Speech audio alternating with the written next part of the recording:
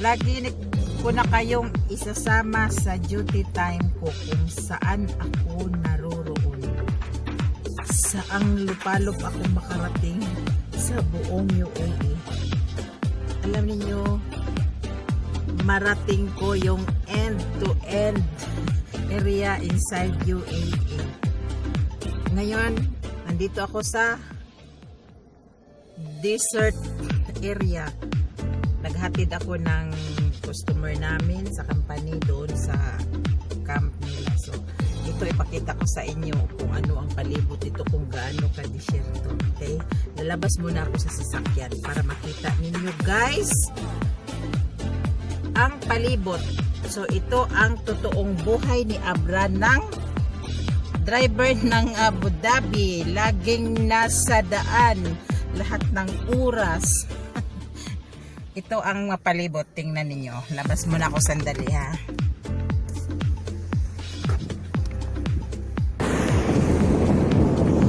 Ayan o, tingnan ninyo. Yan ang deserto. Tapos doon ako naghatid yung makita ninyo yung yung mga tangki doon sa likod niya. Doon ako naghatid ng customer ko. May kampo kasi sila doon, mga barako.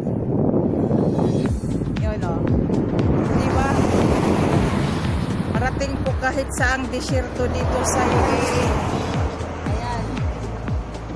At saka bihira silang makakita dito ng babae. Kaya nga yung mga lalaki, pag nakakita sila ng babae dito madodoling sila sa kakatingin sa mga babae kung may makita silang babae. So, ito ang live ni Abra, driver ng Abu Dhabi. Oh. Kita ninyo, diba? Super desert.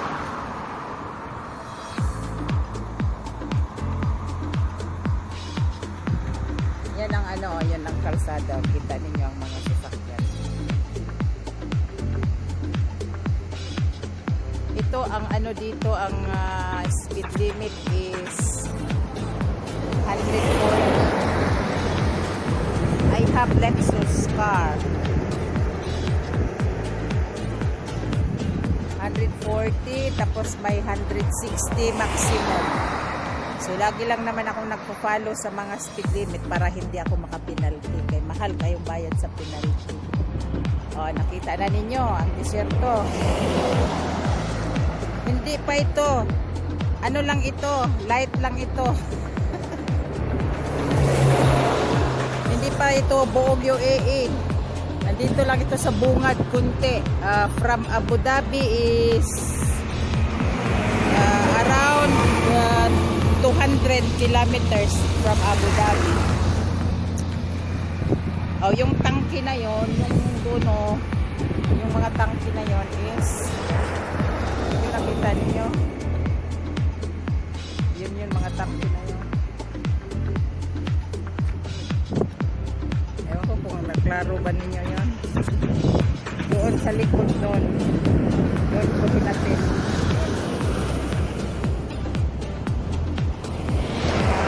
Service yan sa mga trabahante, mga laborer. Okay, magmaniho na muna ako. Kasi bata. O diba? At least nakasama ko kayo. Ito na, nagbabalik na si Abra, driver ng Abu Dhabi, sa tunay na buhay niya, sa tunay na trabaho. Ito ang life ko. So ngayon magmaniho na muna ako. Pakita ko sa inyo doon sa main road. Ito hindi ito ang main road, paano lang ito. Paglabas ko, ipakita ko sa inyo kung ilan ang speed limit. May 140, may 160. So now I'm going back to Abu Dhabi now. Kasi ang oras is alas 12:35 na.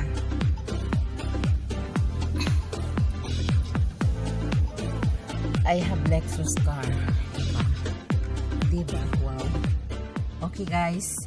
See you later. See you letter there. After few minutes, I will drive first. Ito guys, ang sinabi ko sa inyo. Actually, this is Western region in UAE, Western region area. 140 ang speed limit maximum dito. So, pag 139 lang ako or 140, ganyan lang ang speed ko. Kasi pag lumagpas ako ng konti, nako, mag-click ang ano ko, nag 41. So, dapat ganyan lang ako. 139 lang, 139, 138 para safe sa radar. Ito ang 140 speed limit in Western region. So, my direction now to Abu Dhabi. At saka doon ko na naman kayo ipakita sa daan ng speed limit ng 160. Ngayon guys, maniho na naman ako. Walang mask kasi ako lang mag-isa. Kanina na may sakay ako, naka-mask talaga ako. Sure na may mask. So ngayon ako lang mag-isa di. Libre ako, wala akong sakay. Walang takip. Walay rinda ang kabayo. Okay, see you later again.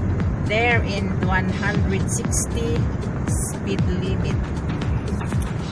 Yan lang naman, I follow always the speed limit or magbaba ako ng mga 2 punto. Okay, see you later. Oh, diba guys, makita ninyo ang ano, left and right na dinadaanan ko is walang mga bahay, wala lahat. Puro yan dyan mga buhangin, mga tanim-tanim kunti. Yan ang t-shirt. Yan ang sa right side ko. Yan na naman ang sa left side ko. Yan. As in wala kang makikitang mga bahay. Kung may makikita kang mga ano yan, mga construction, mga tirahan ng mga laborers. Yan siya ang daan ko ngayon sa 140 speed limit. Pintin lang yung ano ko kasi naka-cross control ako eh. Much better na mag-below ako ng 140 para ano talaga safety siya sa radar. Okay? Doon na naman ako sa ano ha,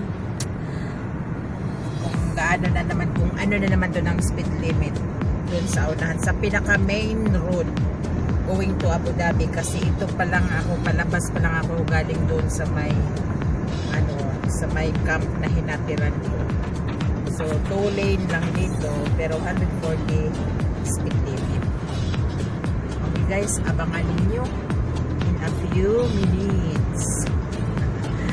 Mag-drive na muna si Abra ng Abu Dhabi. Don't worry because I'm driving very very safe kasi daming buhay ang hinahandle ko at saka buong buhay ko. Love you all. Wait for a few minutes and I will show you all there at 160 speed limit maximum.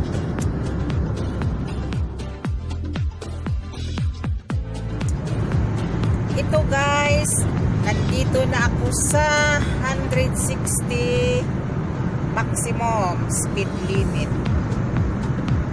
160, yung daming mga big trucks.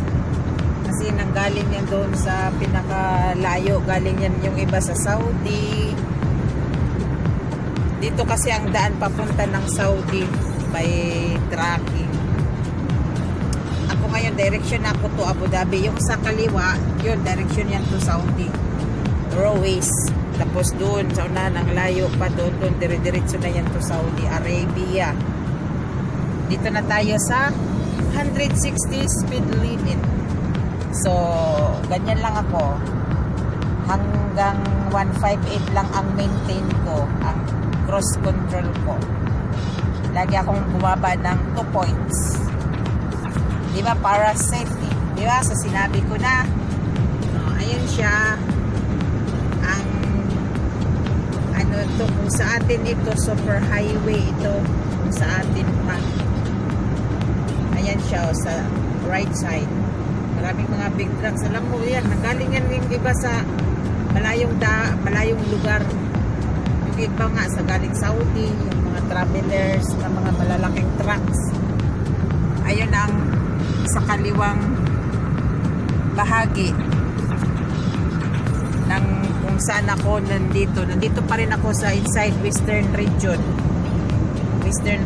area in UAE. Okay, ayun, yun lang ang pinakita ko sa inyo kasi para malalaman ninyo na ito ang pinaka trabaho ko in this company. I'm already 13 years in this company. So, nagiging ano na ako, meron na akong 3 apo dito. 13 years ako dito. Ang panganay, ang edad sa panganay na apo ko is only 10 years old. So, pagpunta ko dito, wala pa akong apo. So, ngayon, thanks God, may 3 na akong apo. Kaya nga, nagsikap ako para din mapadama ko sa mga apo ko ang pagmamahal ko, para kung may hingiin na pakunti-kunti lang, mabigyan ko kahit papano. See you guys! Makarating siguro ako ng Abu Dhabi is ngayon alauna.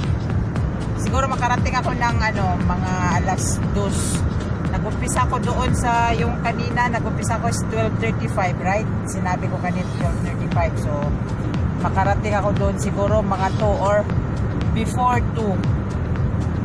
Kasi mabilis eh. 160 ako dito. So, pagdating na naman doon ng inside Abu Dhabi, magiging 120. Gano'n na lang. 100 to only 80. Gano'n. Pag inside city. Sige na guys, bye! Kasi mag-concentrate na muna ako sa pagmamaniho ko. Kasi malakas ang hangin. Ang hangin ng lakas. Pero, don't worry lang kayo. Kunting minuto lang naman ako nag-video. Saka minsan, pag ilagay ko lang dyan sa dashboard kung mag-video ako ng long video. Pero ngayon, sandali lang. Bye na guys! Because I'm driving now. I want to concentrate my driving. Babush! Ingat din kayo palagi kung saan man kayo naroon. Kasi mag-iingat din ako sa pagmamaniho ko. Don't worry lang kayong lahat. Mabilis, masyadong nasa likod ko. Kaya nga, umiwas ako. Sige ka, magmabilis ka. Ganun lang yun eh. Ang iba nga ay mag 200, hanginan ka lang din. Sige na guys, kasi ang bilis nun. Almost 200 na yun. Kasi 160 ako eh. Okay, yan ang radar. Ipakita ko pala sa inyo ha, radar. Sandali. Yung yung may stripe na itim yan. Yung parang poste. Yan siya. Ang radar yun, banda dito, tapos yung banda doon, yun na naman ang kuhanin doon sa banda doon, yun. Grabe sila mamera, pero kaya triple ingat sa pagmamaniho. Okay na, see you in my next video, mga kapatid, mga kaabra ko dyan. See you in my next video. Huwag magsawa. Babush.